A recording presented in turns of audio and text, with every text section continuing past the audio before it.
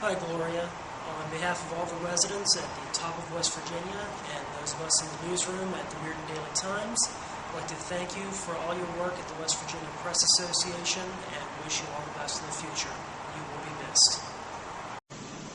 It's been said that it takes a community to raise a child. From the miracle of birth until the golden years, there's a community system you can count on. Trinity Health System, a community with centers of excellence. Trinity Heart Center, Orthopedic and Spine Center, Women's Health and Birth Center, and Tony Terramana Cancer Center treat the most complex health issues. A community of rehabilitative services and a spiritual support staff treating the whole person. Trinity's quest to be the best simply puts us above everywhere in the Week 11 of the high school football season in Steubenville. Big Red will open Division 3 Region 11 playoff action Saturday night at Harding Stadium when they entertain the 8-2 Dover Tornadoes. And Coach Reno, first of all, congratulations on again reaching the playoffs, and thanks as always for taking some time to talk with me.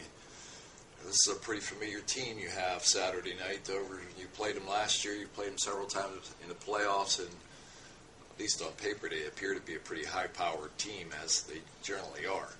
Well, first of all, thank you for even, taking the time to keep our football team in mind. But, our coaches and players get a lot of credit for making it to the playoffs. And one group that sometimes gets overlooked, and,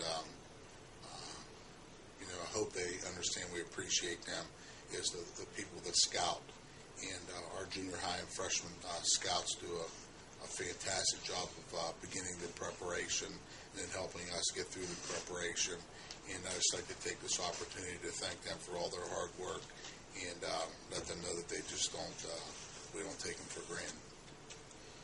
And you look at Dover, they got a junior quarterback that's passed for all kind of yards, a pretty decent running game, some big guys up front, and Coach If, year in and year out, seems to have a pretty good offense, and this team looks like it's no exception. Well, you hit the key right there.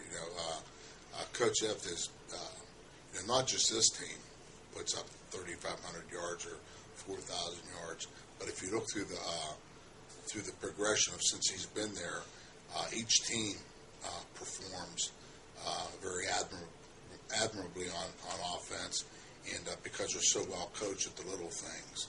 And, they get their spacing, they get their routes, they know where they're supposed to get. Their timing's exceptional. So, the coaching staff at Dover does a great job. And just by knowing Coach F, I know that he gets his players ready to go. And that's what makes their program so much improved. And Dover's always been good, but since he's been there, he's really gone out and made an effort to schedule top-notch teams out of this conference. Yeah, far as the Big Red goes, you got some guys back the last couple of weeks, and as you get ready for Saturday night, overall health of the team, has it improved from where we were, say, after week 8? Well, we've been fighting that since probably week 5, but the guys that haven't improved, the people that have taken their place have improved. So Coach Pierre and I were talking today that, although it doesn't seem like we've really ended up creating some depth because of injuries. So, like I said, the guys that aren't ready to play, their subs have been playing for the last 3 or 4 weeks and played through some tough games in Massillon and Ursuline. And, so we think they've gotten some valuable experience in the last 4 weeks. So we're pretty happy with the guys that we're going to have available on Saturday. And Anthony Pirro had back-to-back good games. We talked about him last week, and you gave him a lot of credit for hanging in there and progressing. He threw some good balls again Friday night against O'Hara, and Ogletree really kind of had a coming-out party. I think he had 7 or 8 catches and ran well. So is he one of those guys you put in that depth category? Well, I think that Matt Ogletree and Matt Petrella did a real good job of just being able to get lined up in the right spot, because that's hard. Just coming in, both of them had to learn new positions, but I think that they're part of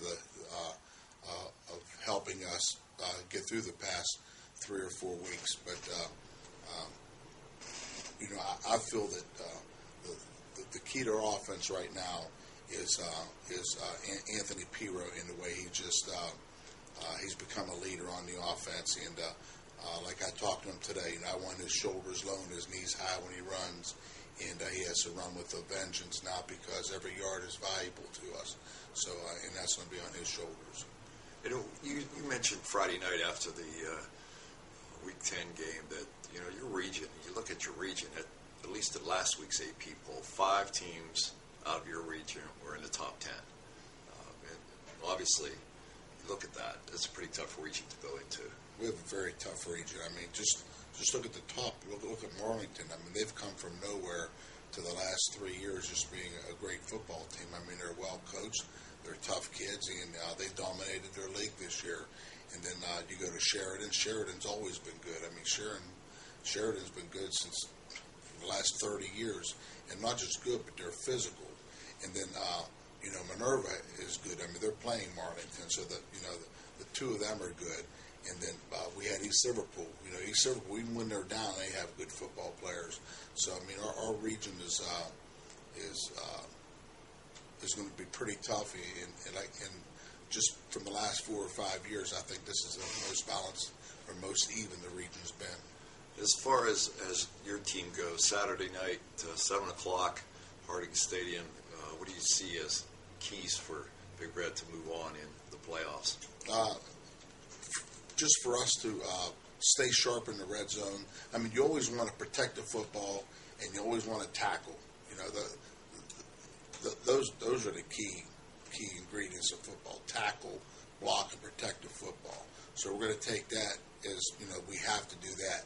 But on top of that, we have to be very efficient in the red zone. We have to execute the little things, both on offense and defense. And you're not going to shut Dover out. And so our goal isn't to shut Dover out. Our goal is to stop the run and tackle the pass. They're going to complete their passes, but if we can keep their yardage after the catch to a minimum, that's going to be very key for us. So we want to be good tacklers in the open field. We want to execute the little things on offense,